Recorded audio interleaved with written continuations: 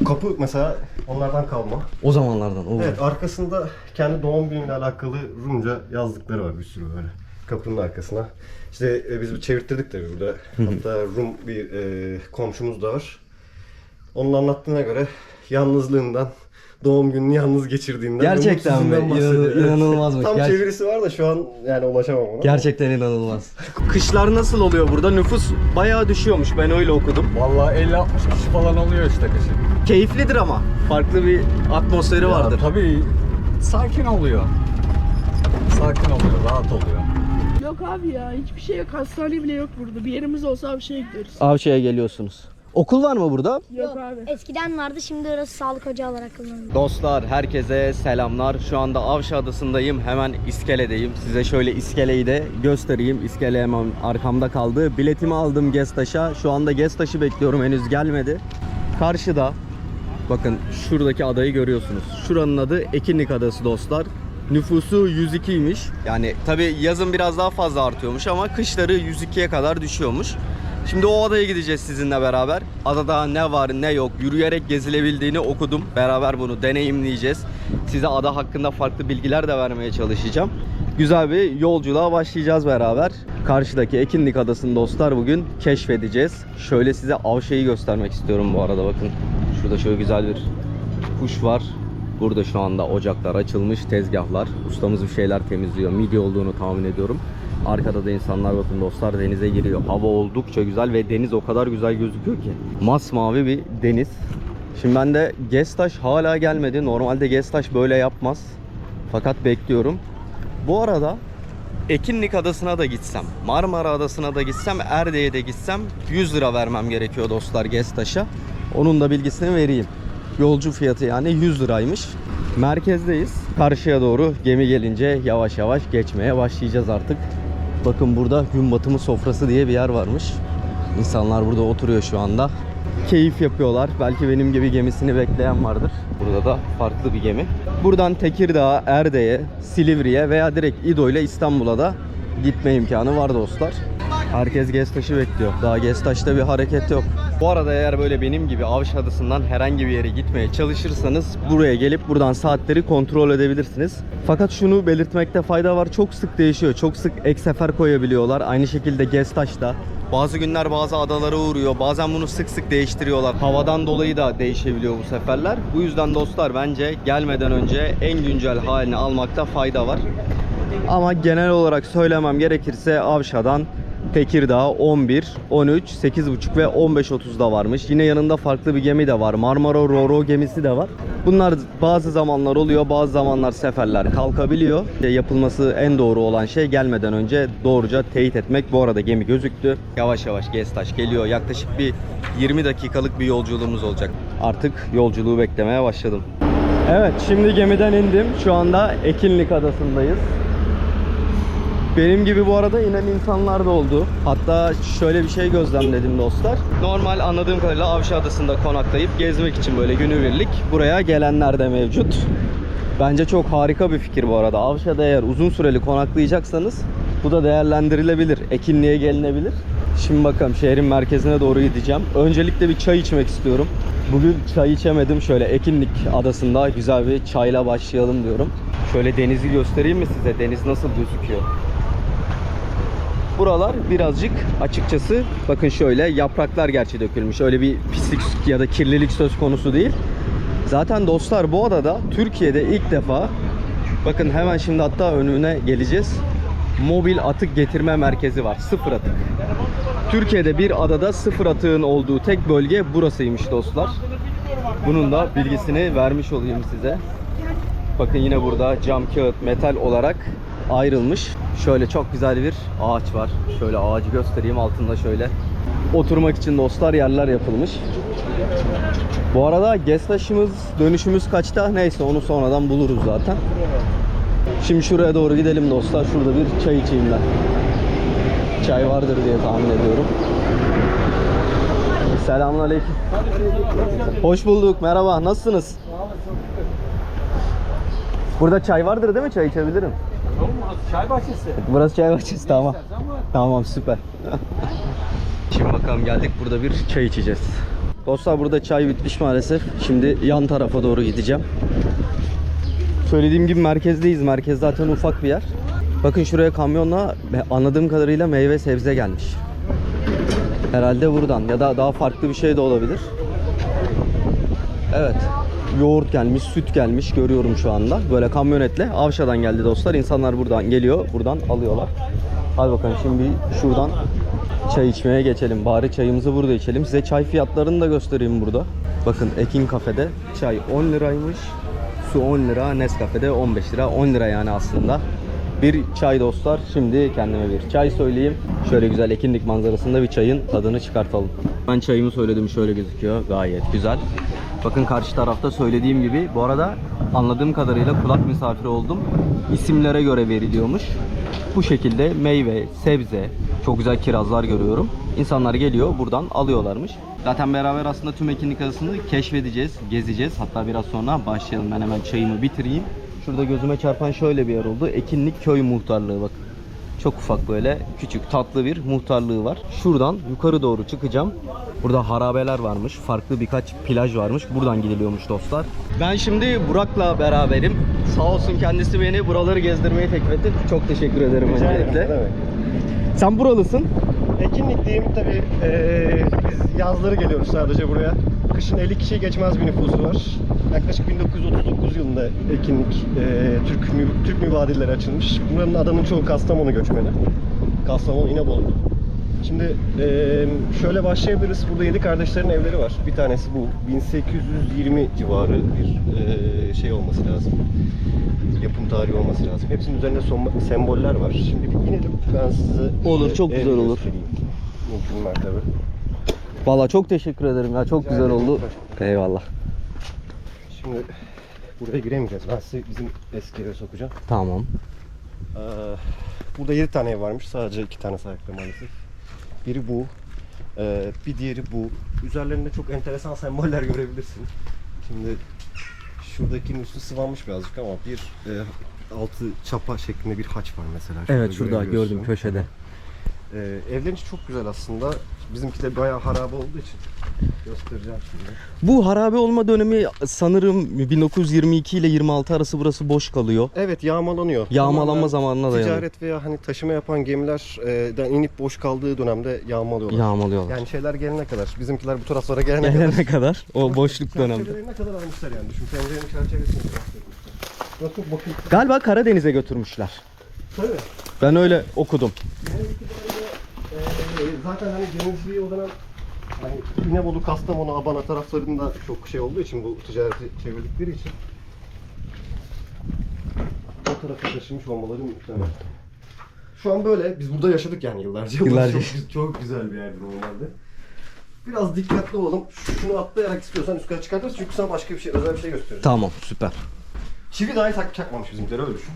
Bu hani duvar kağıdı gibi gözüken mesela şunlar bile, onlar bile bunlardan kalma. Aa. Bu renklendirme falan hepsi onlardan kalma. Bizimle hiç alakası yok yani.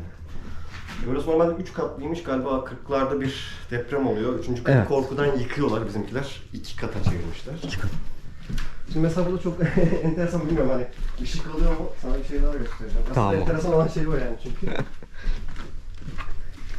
Bu kapı mesela onlardan kalma. O zamanlardan. O. Evet, arkasında kendi doğum günüyle alakalı Rumca yazdıkları var bir sürü böyle kapının arkasına.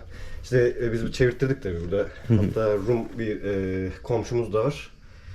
Onun anlattığına göre yalnızlığından, doğum gününü yalnız geçirdiğinden, Gerçekten mi? mutsuzluğundan bahsediyor. Evet. İnanılmazmış. Tam çevirisi var da şu an yani ulaşamam ona. Gerçekten inanılmaz. Şu kapı şeyleri bile hani açma kapama şeyleri var ya.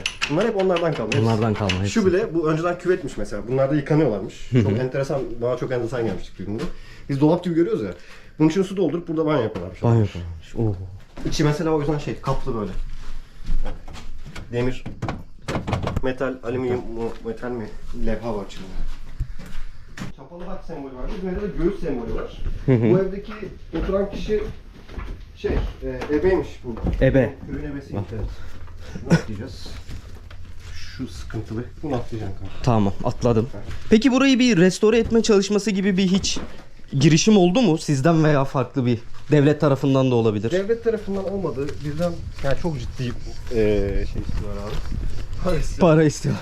Ama şöyle, şimdi bizim evin yan tarafı biraz önce baktık ya. Hı hı.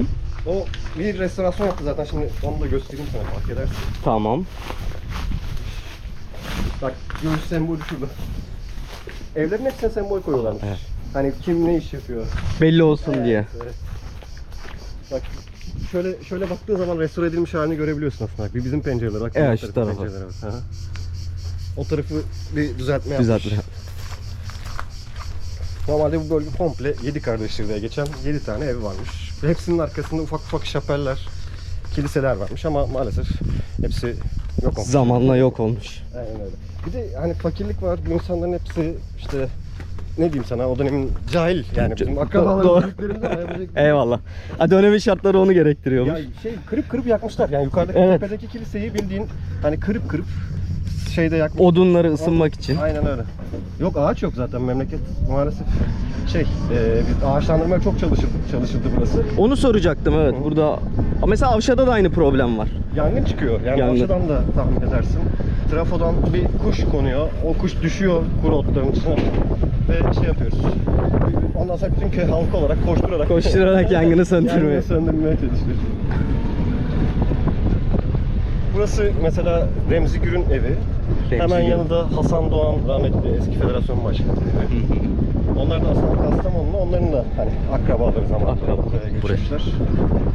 Hani burada saf, nasıl diyeyim sana, ekinlik ahalisi eski Rum ahalisi olduğu için hepsi göçmen. Hepsi zamanla gönderilmiş, gitmiş. %90'ı Kastamonu, bir %10'luk kesim Rizeli var. Başka yok.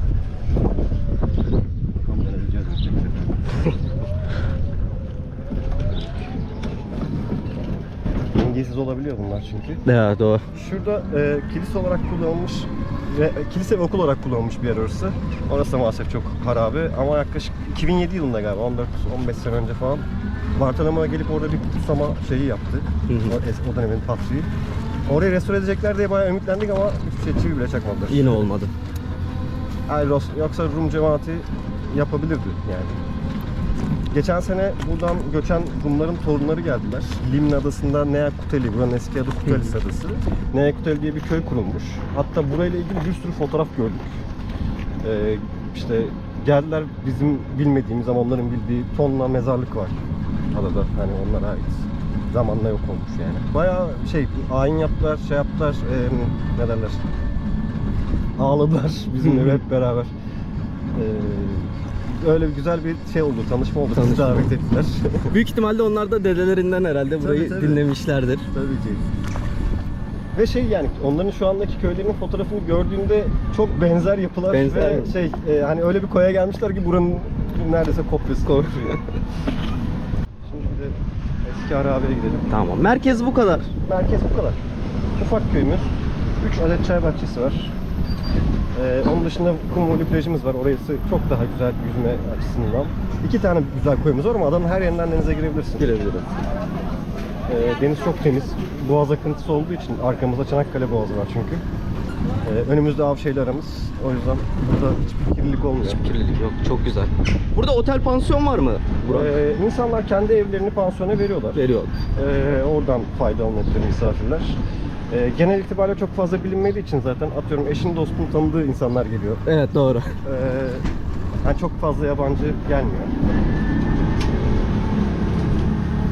Gece böyle dışarı çıkıp yemek yiyebileceğin bir restoran mevcut. Bu bir balıkçı olabilir mesela. Voli de yiyebilirsin.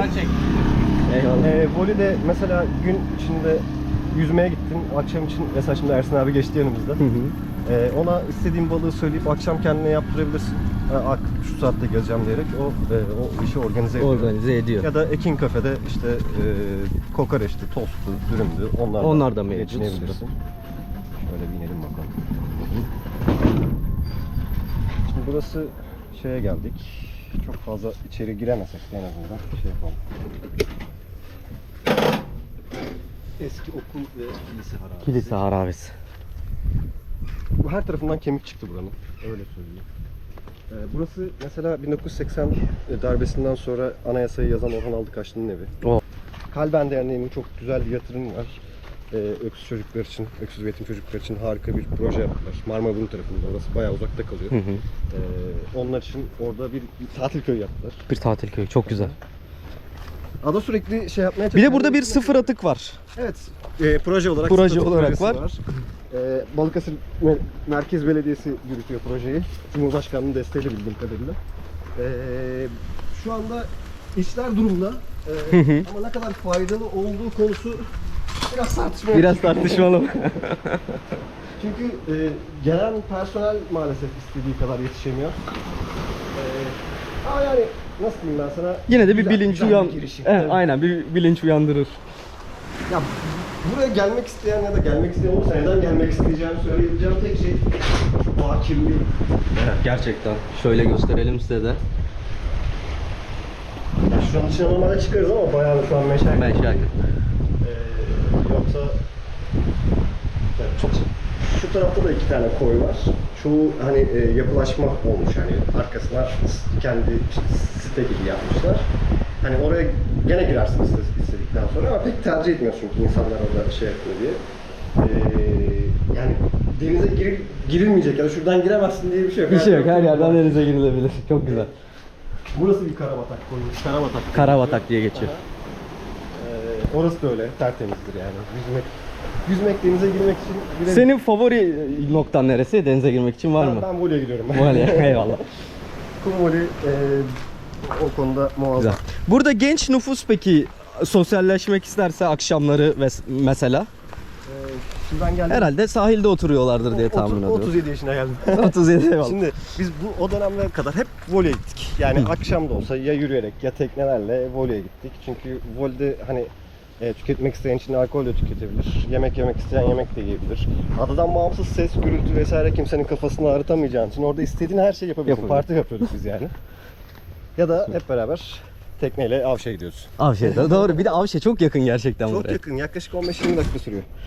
Ben döndükten sonra bineyim mi? Olur. Olur. Daha rahat yapalım. Tamam. Peri diye geçiyor. Bu eski evi restore ettiler. Mesela restore edilmiş bir ev bu. Burayı burada pansiyon yapıyor. Ben de çok hakimiz. Biz de normalde İstanbul'da yaşıyoruz. Yani ben şu an gerçi 2 senedir İstanbul'da yaşamıyorum da. Ama her yaz buradasın öyle söyleyebiliriz Tabii, tabii. genel olarak. Genel olarak buradayım. Kafeyi biraz önce tanıştığımız kafeyi Evet. abim işletiyor. Bana yardıma geldi. Ona yardıma geldi. Kafeyi ne zaman açarsınız peki burada? Hani şey gibi, Haziran ortası gibi tahmin ediyorum. Ekin kafe yani bizim abimin işlettiği kafe bütün kış dahil açık. Kış dahil açık, çok güzel. Ama diğerleri hani mesela Kurban Bayramı'nda işte öyle söyleyeyim sana. Doğru. Şu ev de çok güzelmiş, sarı. Bu değil mi? Evet, harika. Harika yapılmış. Ön taraftan görmen lazım bir de. Deniz kendi iskelesi severiz.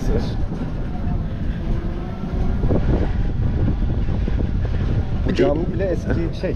Orada galiba bazilika gibi bir şey var. Yani.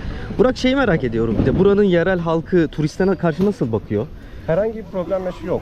Kesinlikle. Hani İnsanlar- gelmelerini istiyorlar mı Tabii ki yoksa? canım, gelmelerini isterler, neden İsterler, istemesinler. eyvallah. Ama sadece şey var, nasıl diyeyim ben sana, buranın halkı birazcık nasıl, ya şu iki uç var, tamam mı? Mesela ben sana eğitim olayını söyleyeyim, çok enteresan şekilde. En düşük eğitim şeylerinden biri benim. Benim 5 tane diplomam var. 4 lisans, bir yüksek lisans şeklinde. Güzel. En düşüğü benim diyor. Çünkü genel itibariyle Boğaziçi ve ODTÜ mezunu arkadaşlarımız burada. Çok enteresan. Ama şöyle bir uç, nasıl diyeyim sana, 5 vakit camide, diğer uç caminin önüne giden yolda rakı içiyor. Yani şimdi voleyde göreceksin, kadınlara özel ayrılmış bir taraf var. Doğal yani, kayalık ayırmış. O tarafa mesela bir tane erkek geçmez. Çünkü insanlar çok rahat denize girsin diye.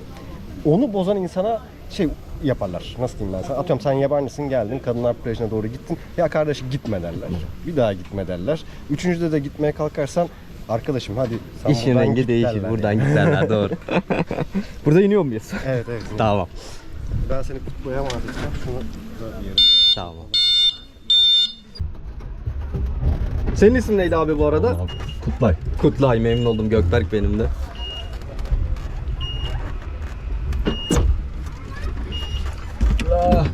Köşeye sıkıştırmışlar beni.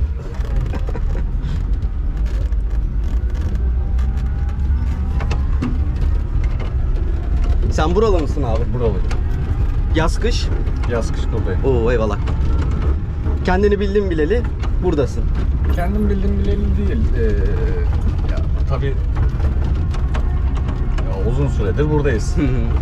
Doğma büyüme buralıyız diyebilirim. Buralısın diye, eyvallah. Kışlar nasıl oluyor burada? Nüfus bayağı düşüyormuş, ben öyle okudum. Vallahi 50-60 kişi falan oluyor işte kışın. Keyiflidir ama. Farklı bir atmosferi vardır. Tabii sakin oluyor. Sakin oluyor, rahat oluyor. Çok güzel. Yazın daha da kalabalık abi. Burada ne iş yapıyorsun abi? Burada ben Güneş Enerji Santrali'nde teknikerim. Teknikersin.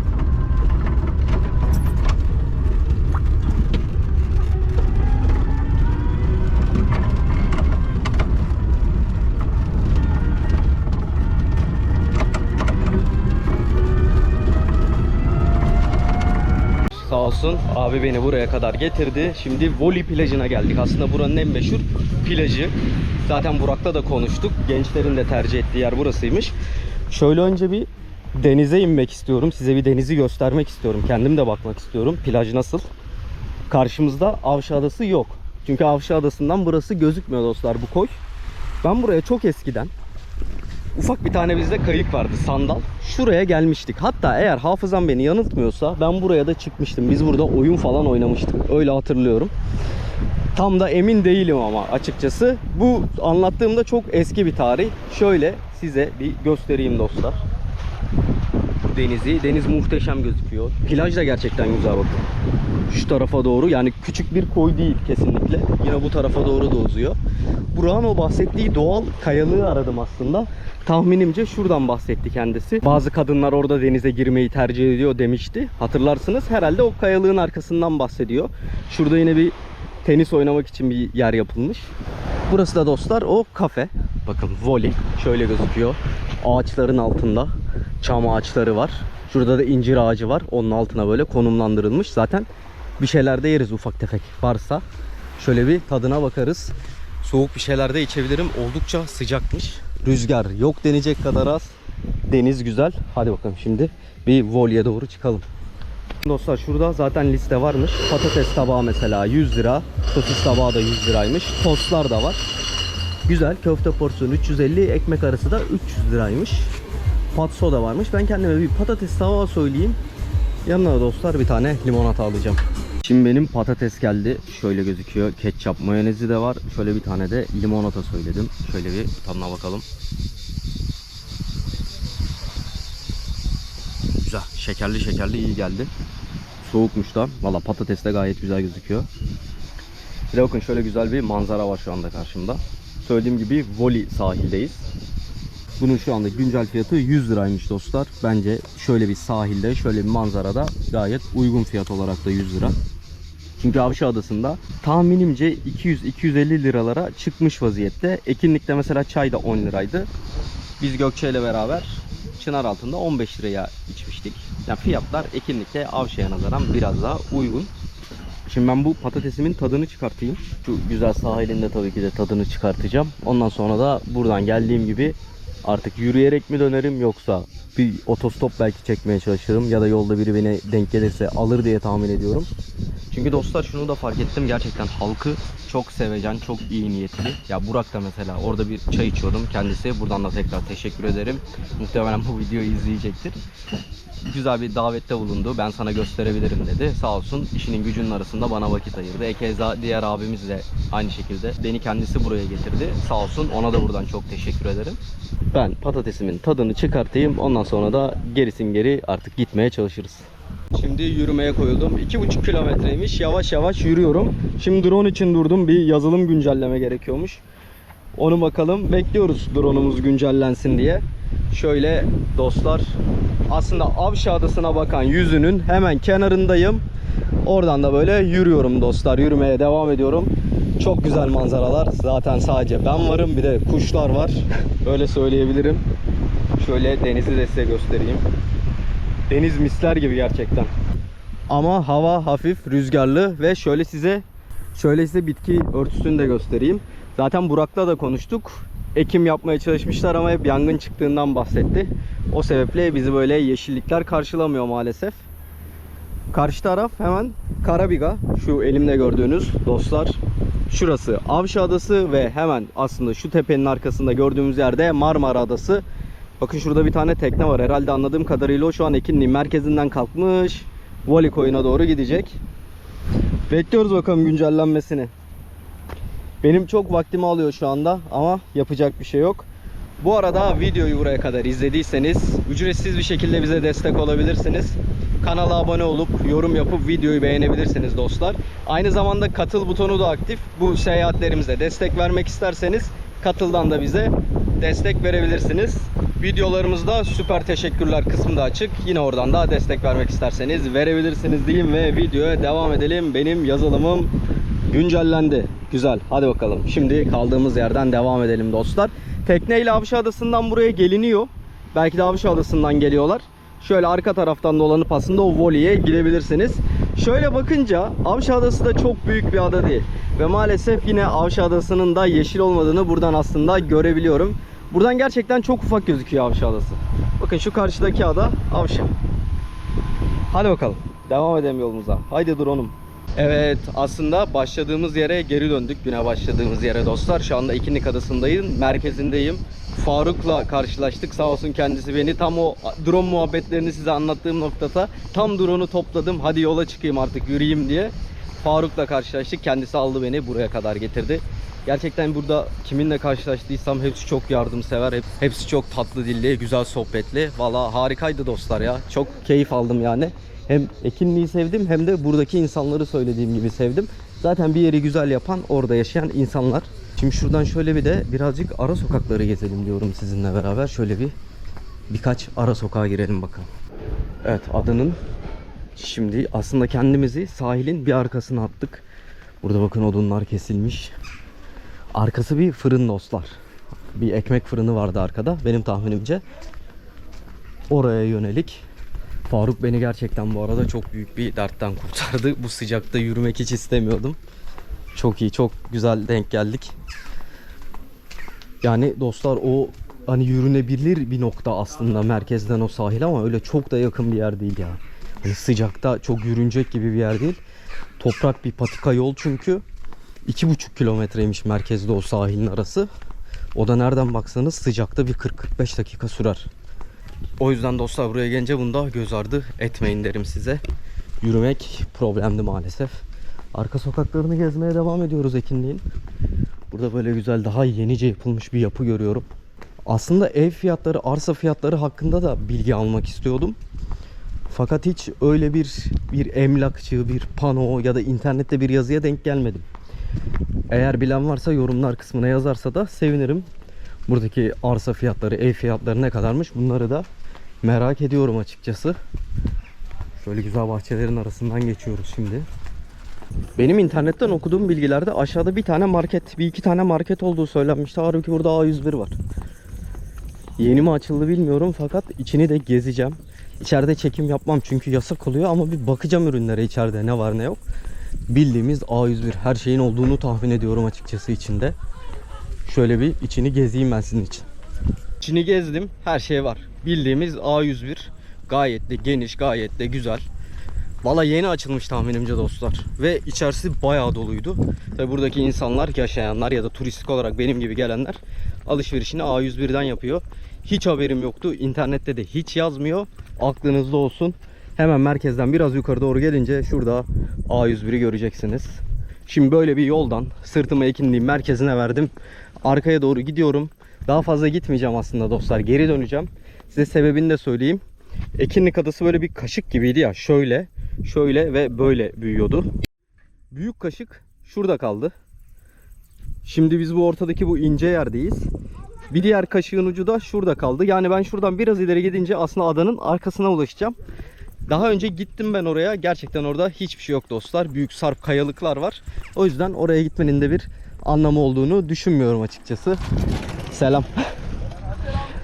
O yüzden burada böyle bakın tek tük evler yapılmış. İşte toplasanız 1, 2, 3, 4, 5, 6 tane falan var. Şurada şöyle ikili bir villa yapılmış. Onun dışında başka da bir şey yok dostlar. Şöyle size bitki örtüsünü yine göstereyim. Şimdi ben burada 3 tane genç kardeşim var. İsmin neydi? Can. Can, Kıvanç, Ahmet. Ahmet'le denk geldim. Güzel sohbet ediyorduk. Dedim ki videoyu da çekelim, anı olur hem diye. Siz buralısınız yani, yazları daha doğrusu mu yoksa Biz pandemide kışın da geldik. Şimdi yazın da geliyoruz. nasıl, burası keyifli mi, güzel mi? Güzel güzel. Güzel. Arkadaş grubunuz var mı böyle kalabalık? Var. Aa, çok güzel. Neler yaparsınız peki gündüzleri? Mesela denize falan iniyor musunuz? Gidiyoruz abi ya. Öyle geziyoruz. Ne tarafta giriyorsunuz? Voley, karabatak fark etmez. Karabatak şurası değil mi? İskeleden atlıyoruz.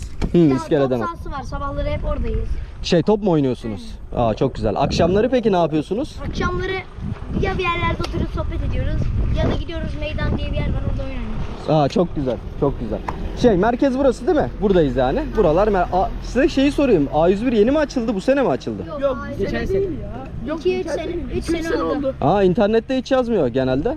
Yok abi ya, hiçbir şey yok. Hastane bile yok burada. Bir yerimiz olsa bir şeye gidiyoruz. Avşa'ya geliyorsunuz. Okul var mı burada? Yok abi. Eskiden vardı, şimdi orası sağlık ocağı olarak kullanılıyor. Aa, tamam. Valla çok memnun oldum tanıştığımıza. İnşallah tekrar görüşürüz. İnşallah. Tamam. Hadi hoşça kalın. İyi bakın kendinize. Arka tarafta böyleydi, genç kardeşlerimizle sohbetimizi yaptık.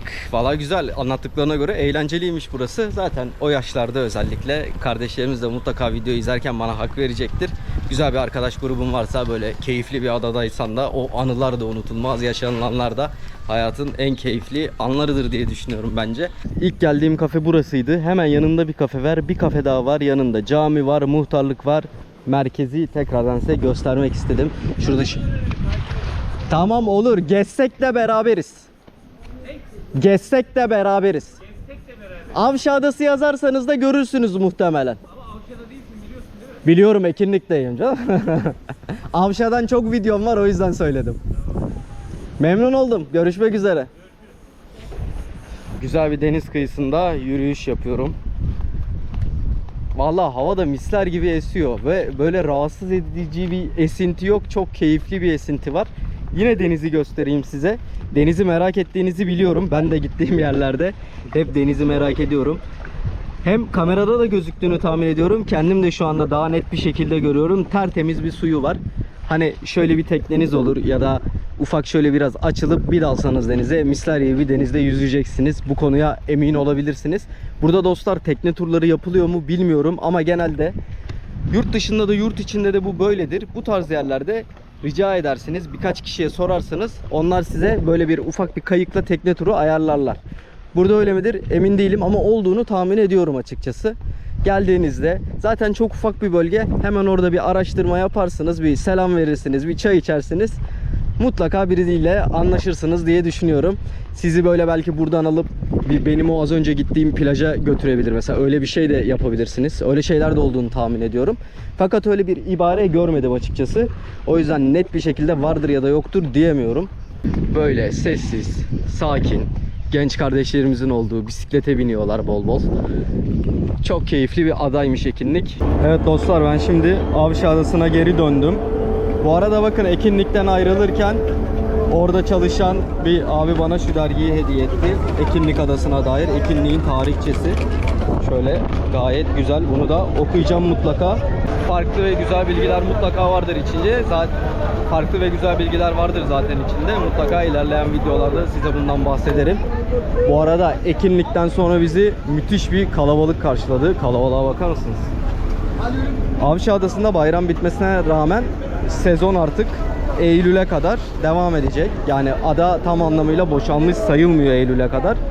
Şu kalabalıktan bir çıkalım. Devam edelim. Evet, artık ben eve doğru dönüyorum dostlar. Aslında bu videonun da böylece sonuna gelmiş olduk. Sizinle beraber bugün Marmara Adası'nın en küçük adası olan Ekinlik Adası'na gittik. Orada güzel insanlarla tanıştık, sohbet ettik. Size adayı elimden geldiğince göstermeye çalıştım. Umarım videodan keyif almışsınızdır. Videoyu beğendiyseniz beğenmeyi, kanala abone olmayı ve yorum atmayı unutmazsanız ayrıca sevinirim. Ekinlik hakkındaki görüşlerinizi çok merak ediyorum. Özellikle o konuda yorumlarınızı mutlaka bekliyorum. Öyleydi. Bir sonraki videoda tekrardan görüşürüz. Hoşça kalın. İyi bakın kendinize.